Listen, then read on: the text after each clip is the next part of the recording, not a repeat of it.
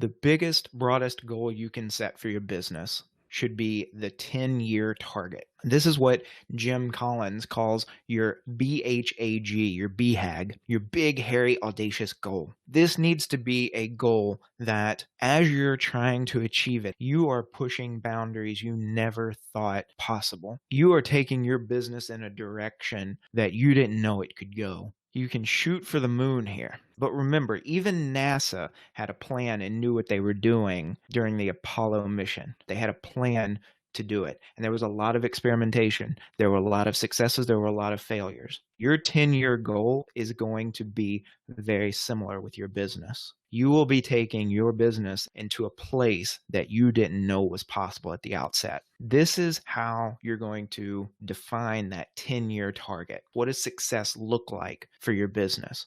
Is it a certain level of gross revenue or profits? Is it a certain number of customers? Is it a certain share of the market? Take one or two of your business's key metrics, something that you can measure in numbers, whether it's dollars or customers or units of inventory, and decide where you want that metric to be a decade from now. If you're a realtor, it can be the number of homes that you've closed on. It can be the value of property that you've sold. It can be the amount of profit that you've made off of your real estate business. It could be the size of the staff, of the office, of the team that you're running. Whatever that key metric is that you're focusing on, set a number that you want to achieve 10 years from now. And remember, this needs to be audacious. This needs to be shooting for the moon. This needs to be a big number compared to where you're at today. Take one or two of those metrics and decide where you want to see that